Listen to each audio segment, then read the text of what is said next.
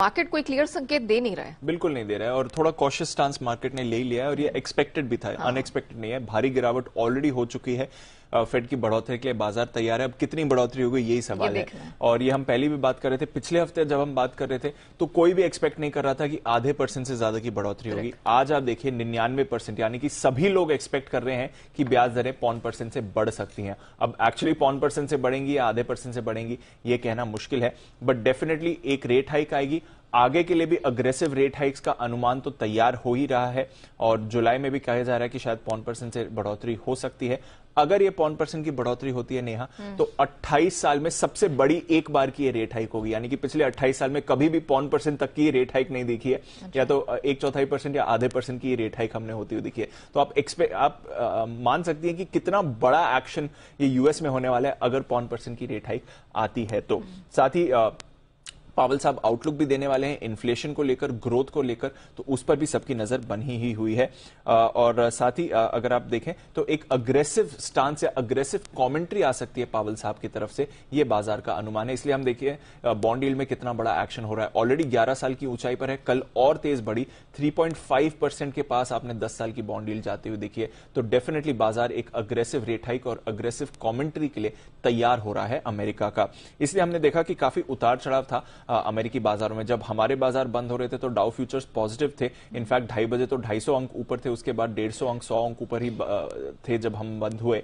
उसके विपरीत हमने देखा कि करीब 150 अंक गिरकर डाउ कल बंद हुआ है, 550 अंकों की रेंज में था। तो काफी वॉलेटाइल कारोबार रहा। लगातार 5वें दिन डाउ में गिरावट देखी है, बट नैस्डैक आखिरी घंटे में रिकवर होकर पॉजिटिव क्लोज हुआ। तो लंबे समय बाद एक मिलीजुली क्लोजिंग आपको यूएस में दिखी है। दिग्गज आईटी शेयर्स में निचले स्तरों से आपने खरीदारी आती हुई देखी। हालांकि बॉन्ड यील्ड ऑफ कोर्स काफी तेजी से ऊपर वहां पर गई है।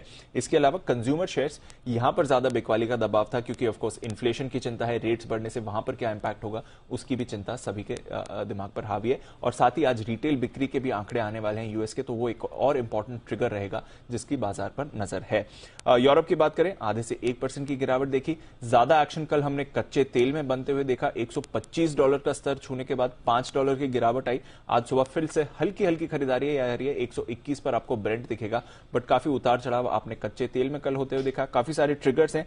एक तो ऐसा माना जा रहा है कि जिस तरह से एलिवेटेड प्राइसेस हैं, शायद अगले साल इतनी डिमांड नहीं रहे, सिर्फ 2% डिमांड बढ़ने की संभावना है। वहां का फैक्टर है अमेरिका में वीकली भंडार बढ़कर आए हैं अनुमान से ज्यादा, वो एक सरप्राइज था।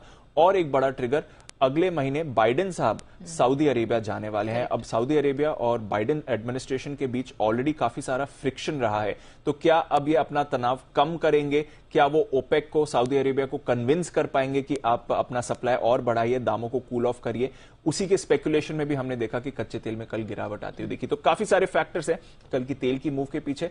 अदरवाइज डॉलर इंडेक्स तो मजबूत है ही, 105 पर है 20 साल की ऊंचाई पर, तो उसका भी कमोडिटीज पर असर पड़ रहा है। गोल्ड देखिए $1810 पर आ गया है 2-3 दिनों में। $75-80 की गिरावट आपने गोल्ड में आती हुई देखी है। बेस मेटल्स पर और दबाव है क्योंकि चीन में लॉकडाउन की फिर से चिंता बढ़ रही है। तो कल 6 महीने के निचले स्तर पर था एल्यूमिनियम, आज 7 महीने के निचले स्तर पर है। जिंक 3.5 महीने, निकल 3.5 महीने के निचले स्तर पर है। जिंक 1 महीने के निचले स्तर पर आ रहा है। तो कमोडिटीज में थोड़ा प्रेशर हमने जरूर देखा है, बट ऑफ कोर्स आज का बड़ा ट्रिगर पूरा फेड की तरफ से है।